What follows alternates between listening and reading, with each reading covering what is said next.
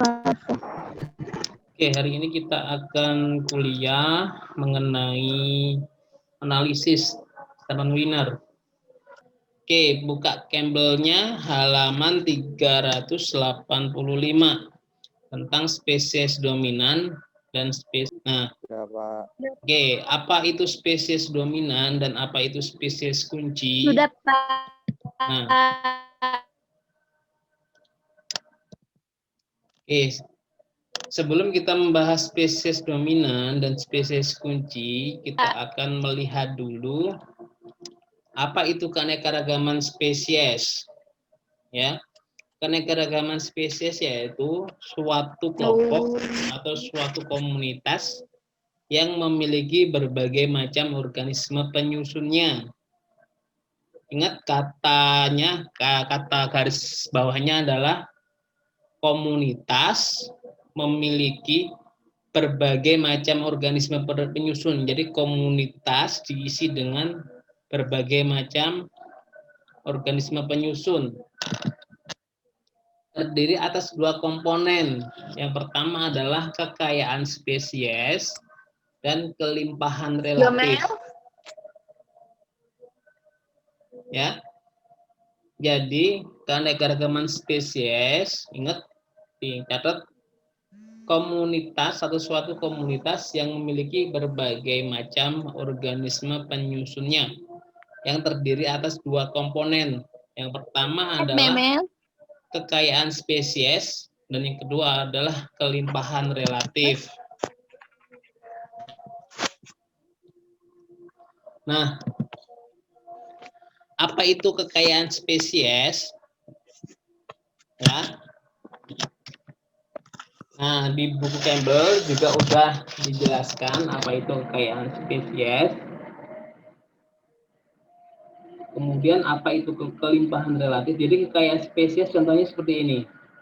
Nah, perhatikan gambarnya. Ada komunitas 1 dan ada komunitas 2. Kekayaan spesies itu adalah banyaknya jumlah spesies yang ada di dalam suatu komunitas. Misalnya ini. Di sini kan banyak tumbuhan. Tapi di sini hanya ada 5 spesies. Spesies A bentuknya seperti ini, pohon. Spesies B bentuknya seperti ini. Spesies C bentuknya seperti ini. Dan spesies D bentuknya seperti ini. Ya, ini disebut dengan kekayaan spesies. Kalau kelimpahan relatifnya, kelimpahan relatifnya itu misalnya gini. Nah, spesies A, ini spesies A. Spesies A ini jumlahnya ada berapa? Spesies B itu jumlahnya ada berapa? Spesies C jumlahnya ada berapa? Dan spesies D jumlahnya ada berapa? Nah, inilah yang disebut dengan kelimpahan relatif. Kalau kekayaan spesies, dia hanya melihat banyaknya spesies. Jadi banyaknya spesies di komunitas ini ada 4. Ingat, kekayaan spesies itu melihat dari masing-masing spesies. Misalnya A ini adalah spesies A, yang seperti ini gambarnya. B ini adalah spesies B, yang seperti ini gambarnya. C adalah spesies C, seperti ini gambarnya, dan D adalah spesies D, seperti ini gambarnya. Ya. Jadi ini adalah dianggap jumlahnya semua adalah 100. Nah, kalau jumlahnya 100 artinya apa? 100 dibagi 4 sama dengan 25. Jadi masing-masing spesies memiliki populasinya adalah 25. Ya, tadi A ada 25, B ada 25, C ada 25, dan D ada 25. Coba baca halaman 385, itu ada tulisannya komunitas 1 itu 25A, 25B, 25C, dan 25D. Ya, udah jelas sampai di sini ya. Nah, kalau di persentase itu kan sama dengan 25%. Gitu loh. Jadi jangan bingung dapatnya angka 25 ini dari mana.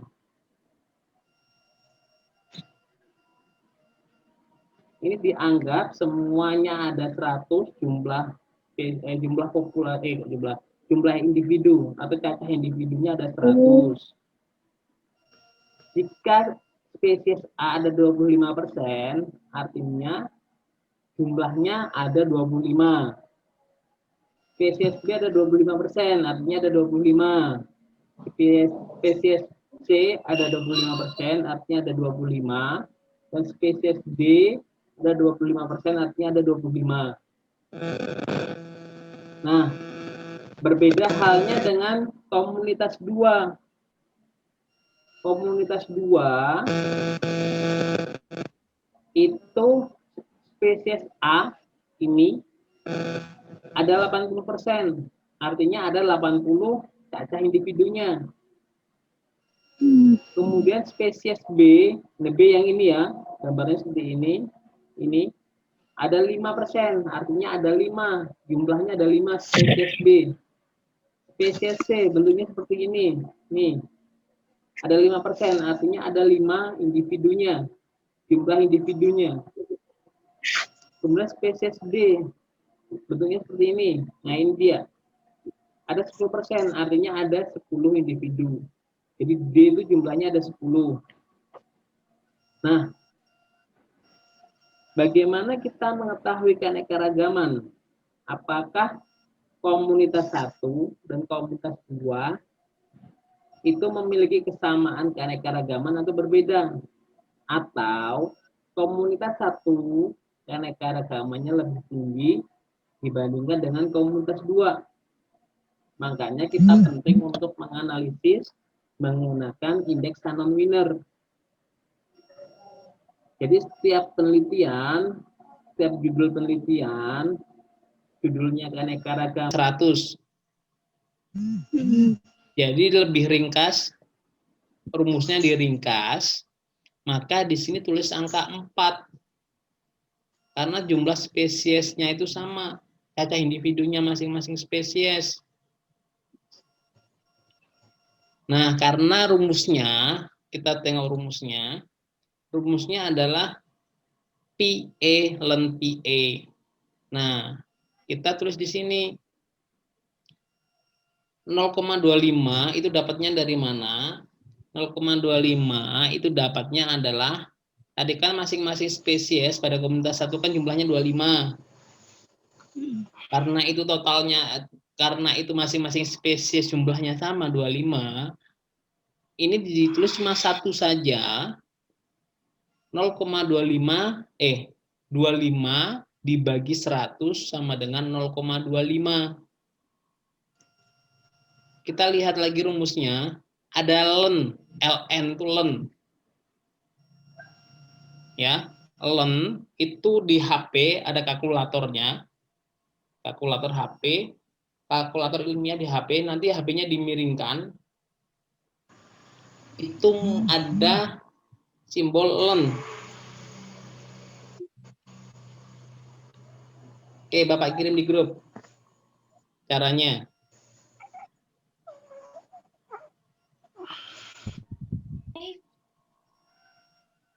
Nah, itu udah Bapak kirim di grup.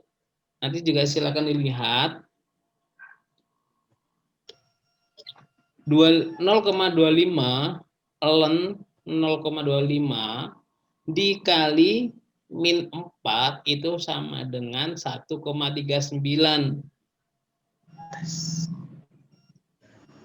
Itu. Lentop.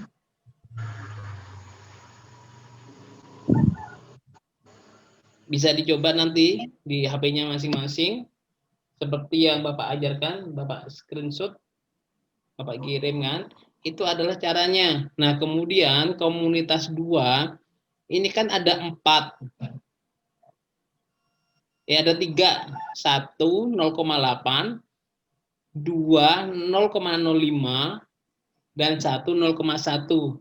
Nah, angka 0,8 ini datangnya dari mana? Datangnya dari 80 dibagi 100. Karena tadi spesies A itu ada 80 ekor. Spesies B dan spesies C itu masing-masing ada 5 ekor. Makanya di sini ditulis 2. Karena sama untuk meringkas rumusnya. Dan spesies D ada 10 ekor atau 10 pohon atau 10 batang. 10 dibagi 100 maka hasilnya 0,1. Nah, 0,8 ingat di depan tentunya ada minusnya. 0,8 0,8 ingat sesuai rumusnya PE ln PE. Nah, ini ada A, B, C, dan seterusnya. A menunjukkan spesies A, B menunjukkan spesies B, C menunjukkan spesies C, dan D menunjukkan spesies D. Kalau spesiesnya ada banyak, berarti ini tinggal copy paste, diteruskan tambah, dan seterusnya. Mengikuti jumlahnya spesies ada berapa. Begitu, jadi nggak usah bingung.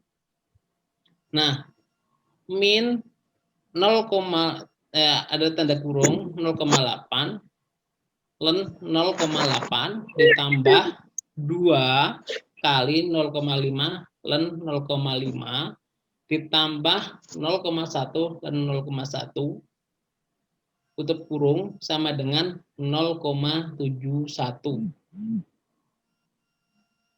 Gitu. Nanti dicoba masing-masing di HP-nya. Ada kalkulator kan di HP-nya.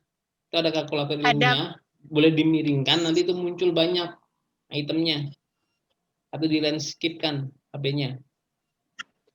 Nah, apa sih alasannya kita menggunakan indeks Shannon winner ini?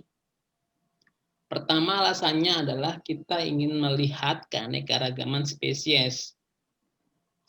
Jadi, meskipun pada komunitas 1 dan komunitas 2 memiliki jumlah individunya ada 100, tapi nilai indeks keanekaragaman Shannon winner-nya beda. 1,39 untuk komunitas 1, 0,71 untuk komunitas 2.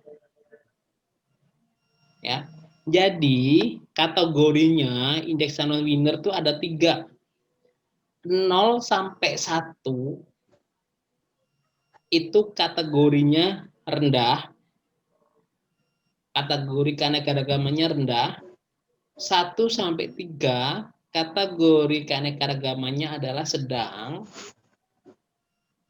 dan lebih dari 3 kategori keanekaragamannya adalah tinggi.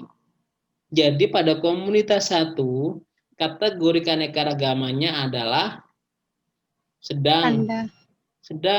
Karena lebih dari 1 sampai 3 kategorinya. Sedangkan pada komunitas 2 kategorinya keanekaragaman adalah rendah karena di bawah 1.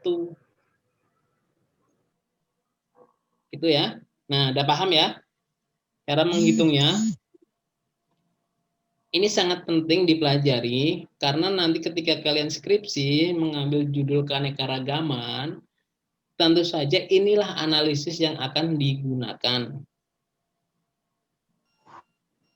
Dan Bapak banyak menguji kakak kelas kalian yang judulnya keanekaragaman, mereka masih salah menggunakan analisis ini. Nah, kenapa kok menggunakan analisis Shannon winner? Tentu saja alasan yang pertama itu ingin mengetahui bagaimana keanekaragaman spesies di suatu komunitas. Alasan kedua adalah ingin mengetahui produktivitas ekosistem. Jadi semakin tinggi nilainya, itu artinya produktivitas ekosistemnya semakin bagus. Kemudian selanjutnya adalah ingin mengetahui bagaimana keseimbangan ekosistem. Kalau semakin tinggi, maka keseimbangan ekosistemnya semakin bagus. Kalau semakin rendah, maka keseimbangan ekosistemnya semakin rendah juga. Nah, kemudian inilah yang menjadi penentu apa itu spesies dominan dan apa itu spesies kunci. Biasanya kalau nilai indeks keanekaragaman rendah itu ada satu spesies jumlah populasinya itu mendominasi. Itu adalah disebut dengan spesies dominan. Jumlahnya paling banyak. Contohnya pada komunitas 2 ada 80 pada spesies A. Sementara pada komunitas 1 jumlah masing-masing spesies cacah individunya itu sama 25 semua. Makanya nilai indeks keanekaragaman Shannon Windernya tinggi. Berbeda dengan komunitas 2 karena ada yang mendominasi sehingga nilai indeksnya rendah 0,71. Nah, analisis Shannon Winner itu mendasarkan pada jumlah kekayaan spesies dan kelimpahan relatif itu sama atau hampir sama yang menyebabkan indeks keanekaragamannya tinggi. Kalau penyusunnya ada yang mendominasi, maka dipastikan indeks keanekaragamannya rendah. Gitu.